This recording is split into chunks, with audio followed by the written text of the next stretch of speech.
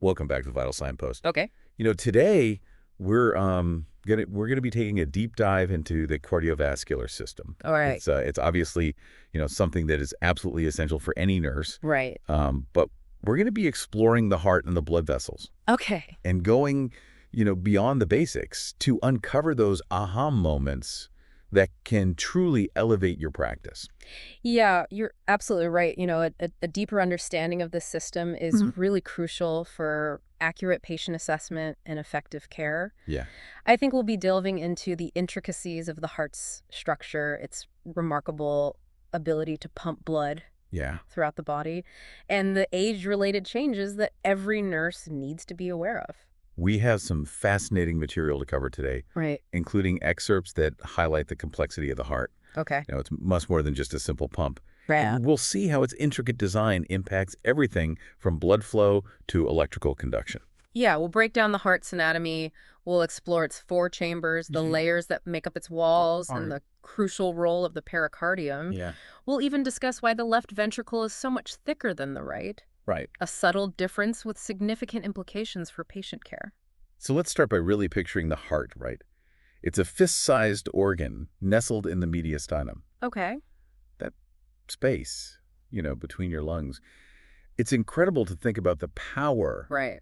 this relatively small organ generates Mm-hmm. to sustain life. It truly is. And that power comes from the myocardium, Right. the thick muscular layer responsible for the heart's contractions. Okay. We'll also talk about the endocardium, the smooth inner lining, Right. and the epicardium, the outer layer Yeah. that connects to the pericardium. And speaking of the pericardium, it's like a protective sac surrounding the heart. Yeah. It's filled with a bit of fluid that acts as a lubricant, Mm. ensuring smooth, frictionless movement as the heart beats. Now, within the heart, we have the septum, Right. a muscular wall that divides it into right and left sides. Okay. This separation is critical because it prevents oxygenated blood from mixing with deoxygenated blood. That makes sense. And when you look at the four chambers, the left ventricle really stands out. Right. It has a much thicker wall compared to the other chambers. Why is that? Yeah. That thickness is directly related to its function. Okay. The left ventricle is responsible for pumping oxygen-rich blood to the entire body, a task that requires significant force. Okay. The right ventricle, on the other hand, only pumps blood to the lungs Right. a much shorter distance. So any problem with the left ventricle could have, serious consequences for the entire body. Absolutely. It really highlights the importance of assessing its function accurately. Now let's trace the path of blood as it flows through the heart. Okay. It's a beautifully orchestrated sequence, all thanks to those one-way valves that keep things moving in the right direction. Right. Blood returning from the body enters the right atrium, Yeah. then flows through the tricuspid valve into Yeah. the right ventricle. From there, it's pumped through the pulmonary valve Right. into the pulmonary artery, which carries it to the lungs for oxygenation. Once in the lungs, the blood picks up oxygen and releases carbon dioxide. Okay. This oxygen-rich blood then travels back to the heart through the pulmonary veins, entering the left atrium. It then flows through the mitral valve into the left ventricle. And finally, the left ventricle contracts, pushing the oxygenated blood through the aortic valve Right. and into the aorta, the body's largest artery from which it's distributed to the rest of the body. And what's fascinating is that these valves don't just passively open and close. Right. They're anchored by tiny but mighty structures called chordae tendineae, which attach to papillary muscles within the ventricles. I remember those from anatomy class. Yeah. They act like tethers, preventing the valves from flipping backwards and allowing blood to flow in the wrong direction. Exactly. It's amazing how such small components play such a vital role. Indeed. Now let's shift our focus to the heart's own blood supply, Okay. something that's crucial for its function and often overlooked. You're referring to the coronary circulation, right? Yeah. Even though the heart is constantly pumping blood, it needs its own dedicated network of arteries to deliver oxygen and nutrients to the heart muscle itself. Exactly. The coronary arteries arise from the aorta, just above the aortic valve. The left coronary artery branches into the left anterior descending artery and the circumflex artery, Okay. supplying blood to the front and side of the left ventricle. And then we have the right coronary artery, Right. which runs along the right side of the heart, supplying blood to the right ventricle, the right atrium, and importantly, the atrioventricular node, or AV node. And here's a key point to remember. Okay. Most coronary blood flow actually occurs during diastole when the heart is relaxed. Okay. This is because during systole, the heart muscle is contracting, compressing the coronary arteries and limiting blood flow. So if a coronary artery becomes blocked, especially during diastole, Right. it can have severe consequences for the heart muscle. And you mentioned the right coronary artery often supplies the AV node. Why is that significant? The AV node is a critical part of the heart's electrical conduction system. Mm-hmm. It acts as a gatekeeper, slowing down the electrical impulse from the atria, Okay. allowing the ventricles time to fill with blood before they contract. So a blockage in the right coronary artery could disrupt the heart's rhythm, Yeah. potentially leading to serious complications. That's why understanding coronary circulation is so important for nurses. Absolutely. Now let's talk about the electrical conduction system, Okay. the intricate network that coordinates the heart's contractions. Right. It all starts with the sinoatrial node, or SA node, the heart's natural pacemaker, The SA node generates electrical impulses that spread through the atria. causing them to contract. These impulses then reach the AV node, Right. which, as you mentioned, slows them down before transmitting them to the ventricles. From the AV node, the impulses travel down a specialized pathway called the bundle of His, Okay. which divides into right and left bundle branches carrying the electrical signals to the Purkinje fibers that spread throughout the ventricles. And this coordinated electrical activity ensures that the heart beats in a synchronized rhythm, effectively pumping blood throughout the body. Yes. It's remarkable how this intricate system functions without us even having to think about it. It truly is. Yeah. And this electrical activity is what we capture and analyze using an electrocardiogram, or ECG. Right. By interpreting the different waves and segments of the ECG, we can gain insights into the heart's rhythm, conduction, and overall electrical health. We can even correlate those electrical signals with the heart's mechanical action. Right. Depolarization of the heart muscle, which is reflected in the ECG, leads to contraction, or systole, while repolarization leads to relaxation, or diastole. It's this rhythmic cycle of depolarization and repolarization that drives the pumping action of the heart. Precisely. And understanding this interplay between electrical and mechanical activity is fundamental to interpreting cardiac assessments and identifying potential abnormalities. Now that we've covered the heart's anatomy and electrical conduction system, let's talk about cardiac output. Yeah, cardiac output is the amount of blood the heart pumps out each minute. Right. And it's a key indicator of the heart's overall performance. It's calculated by multiplying stroke volume, the amount of blood pumped per beat, by the heart rate. That's right. And there are many factors that can affect cardiac output. The autonomic nervous system, for example, can speed up or slow down the heart rate based on the body's needs. Thinking back to anatomy and physiology, we know the autonomic nervous system is made up of the sympathetic and parasympathetic nervous systems. The sympathetic nervous system, often referred to as the fight-or-flight response, kicks in during times of stress or exertion, increasing heart rate and blood pressure.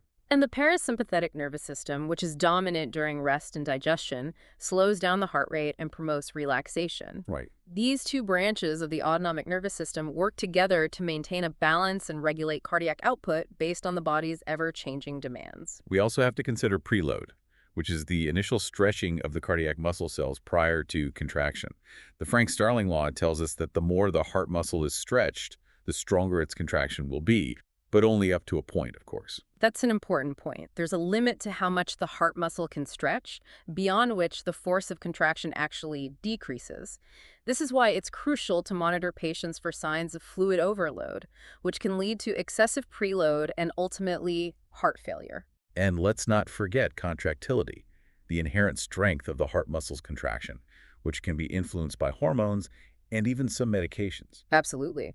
Hormones like epinephrine and norepinephrine released during stress can increase contractility, leading to a more forceful heartbeat. Okay. Conversely, certain medications like beta blockers can decrease contractility as part of their therapeutic effect in conditions like high blood pressure. And finally, there's afterload, the resistance the heart has to overcome to eject blood into the arteries. High blood pressure, for example, increases afterload, making the heart work harder. You can think of afterload as the pressure the heart has to push against to open the aortic valve and eject blood into the aorta. Okay. If the pressure in the aorta is high due to conditions like hypertension, the heart has to work harder to overcome that resistance. It's fascinating how all these factors work together to determine the heart's output. And then there's the concept of cardiac reserve, which refers to the heart's ability to increase its output above its resting level to meet the body's increased demands during exercise or stress. It's like the heart has an extra gear it can kick into when needed. Exactly. A healthy heart has a substantial cardiac reserve, allowing it to respond effectively to challenges. But as we age, or if the heart is weakened by disease, that reserve can diminish, making individuals more susceptible to fatigue and shortness of breath with exertion.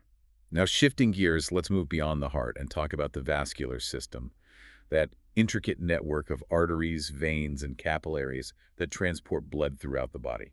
Each type of blood vessel is perfectly structured for its function. Okay. Arteries, for instance, have thick, elastic walls designed to handle the high pressure of blood being pumped away from the heart. Arteries are often compared to highways, carrying oxygen-rich blood away from the heart to nourish the body's tissues. And as arteries branch out and get smaller, they become arterioles. Right. These tiny vessels play a crucial role in regulating blood pressure and blood flow to different organs. Veins, on the other hand, have thinner walls and valves to help return blood to the heart against gravity. Veins are like the back roads of the circulatory system, carrying deoxygenated blood back to the heart. Right. They rely on muscle contractions and valves to prevent backflow and ensure that blood keeps moving towards the heart. And then there are the capillaries, the tiny microscopic vessels where the actual exchange of oxygen, nutrients, and waste products takes place. Capillaries are like the service roads connecting the arteries and veins. Okay. They have extremely thin walls, just one cell thick, allowing for efficient diffusion of substances between the blood and the surrounding tissues. It's amazing to think about the trillions of capillaries throughout the body, constantly working to deliver oxygen and remove waste products at the cellular level. It really highlights the interconnectedness of the cardiovascular system and its vital role in maintaining the body's overall health. And all of this is intricately regulated by the autonomic nervous system, as well as baroreceptors and chemoreceptors that monitor blood pressure and blood chemistry. Baroreceptors, located in the walls of major arteries, are like pressure sensors. Wait. When blood pressure rises, they signal the brain to activate mechanisms that lower blood pressure, such as decreasing heart rate and dilating blood vessels. And chemoreceptors, located in the carotid arteries and aorta, monitor the levels of oxygen, carbon dioxide, and pH in the blood. When oxygen levels drop or carbon dioxide levels rise, they signal the brain to increase breathing rate and heart rate. It's a remarkable feedback system, constantly making adjustments to ensure that blood flow meets the body's needs, even when things change. Speaking of blood pressure, let's dive into that for a moment. It's more than just a number, it's a vital sign that reflects the force of blood against the walls of the arteries. We measure blood pressure as two numbers, systolic and diastolic. Okay. Systolic blood pressure is the higher number and represents the pressure in the arteries when the heart contracts and ejects blood. And diastolic blood pressure, the lower number, represents the pressure in the arteries when the heart is relaxed between beats. To accurately measure blood pressure, we use a sphygmomanometer and a stethoscope. Right. We listen for carot cough sounds, which are the sounds of turbulent blood flow as we deflate the cuff. Those sounds are what help us determine the systolic and diastolic blood pressure readings. And by understanding pulse pressure, the difference between systolic and diastolic blood pressure, we can gain even deeper insights into cardiovascular health. For example, a widened pulse pressure can be a sign of stiffening arteries, which is often seen in older adults. And a narrow pulse pressure can indicate problems with cardiac output, such as in cases of heart failure or shock. We also need to consider mean arterial pressure, or MAP, which is the average pressure in the arteries over time. It's a crucial indicator of organ perfusion. MAP is calculated using a formula that takes into account both systolic and diastolic blood pressure. A MAP of at least 60 millimeters of mercury is generally considered necessary to adequately perfuse vital organs. So if a patient's MAP is too low, it can signal that their organs are not receiving enough blood flow, which can lead to organ damage. Exactly. That's why monitoring blood pressure and MAP is so important, especially in critical care settings. Now let's turn our attention to how aging affects the cardiovascular system. It's a topic that's particularly relevant to nurses as we care for an increasingly aging population. As we age, our cardiovascular system undergoes a number of changes, some of which are benign, while others can increase the risk of cardiovascular disease. One of the most significant changes is a decrease in cardiac reserve, meaning the heart's ability to respond to increased demands is diminished. This means that older adults may experience fatigue, shortness of breath, or chest pain more easily during physical activity compared to their younger counterparts. We also see stiffening of the blood vessels, particularly the arteries, due to the buildup of plaque and the loss of elasticity.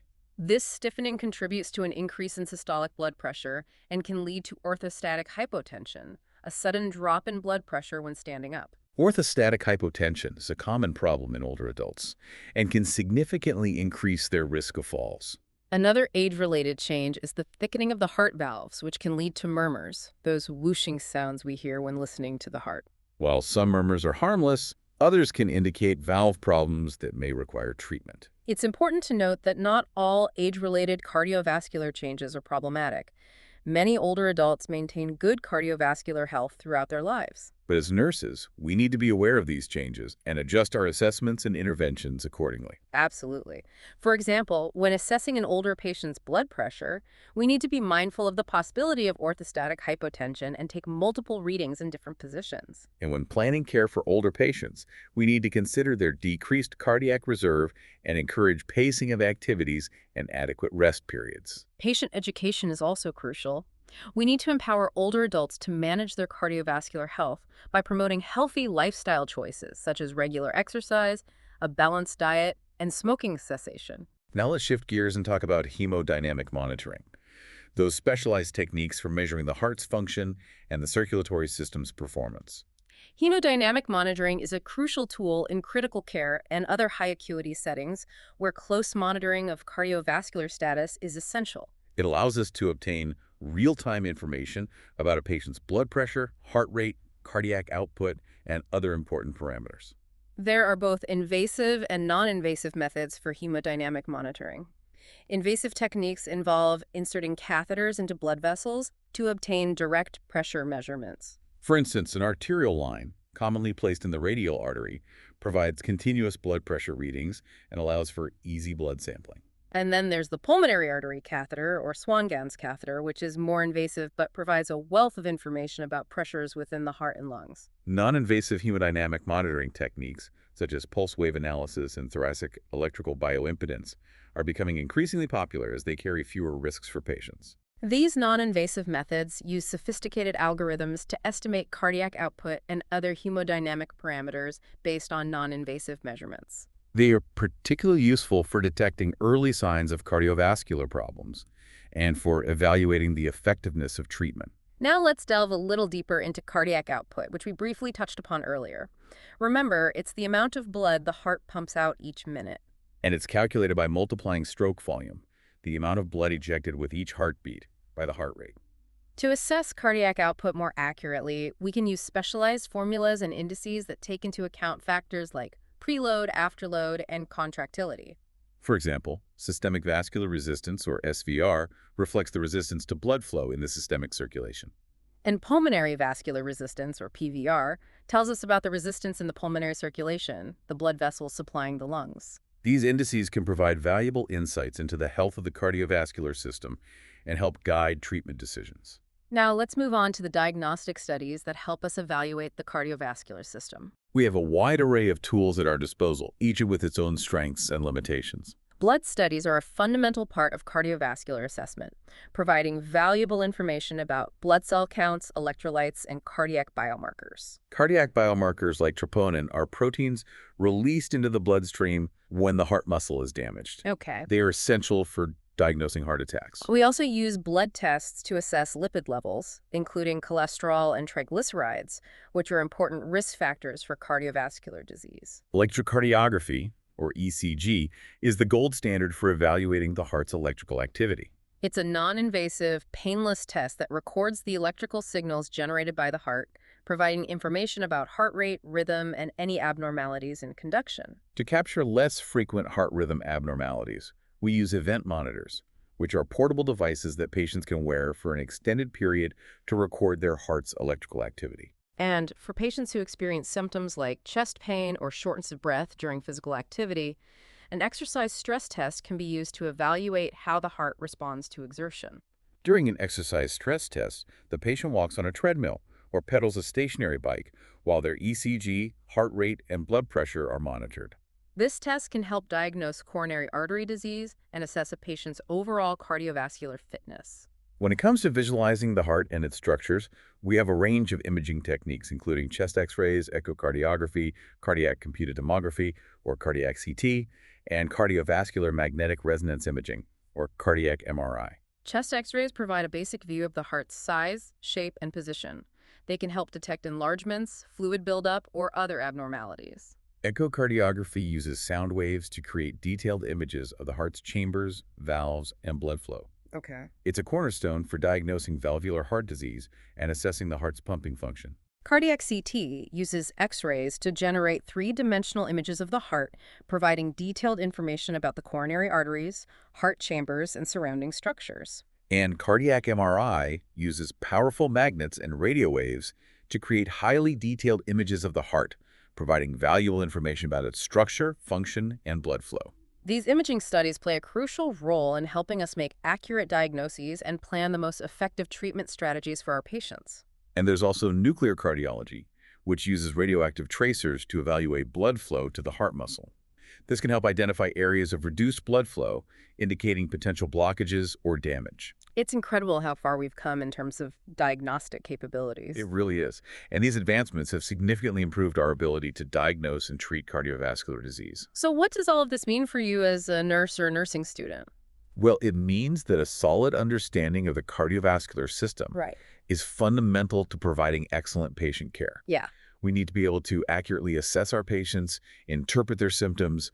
And understand what those diagnostic tests really tell us. Exactly. And it goes, beyond just recognizing abnormalities. Right. We need to be able to anticipate potential problems, intervene effectively, and educate our patients on how to manage their cardiovascular health. Absolutely. So much of what we do as nurses revolves around the cardiovascular system. Right. Whether we're monitoring vital signs, administering medications, or educating patients about lifestyle modifications, Right. it all comes back to this incredibly vital system. For instance, think about the older adults we care for. Knowing that their cardiac reserve is diminished means we need to be extra vigilant about monitoring their response to activity, pacing their care, and recognizing early signs of fatigue or distress. And remember how we talked about orthostatic hypotension being more common in older adults? Right.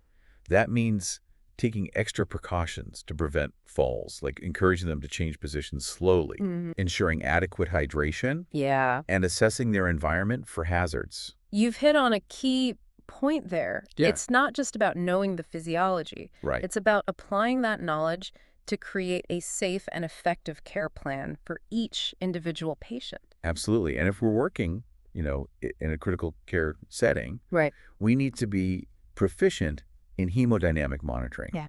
We need to understand what those waveforms and numbers are telling us about the patient's cardiovascular status. Recognizing subtle changes in those parameters can be crucial for early detection and intervention in critical situations.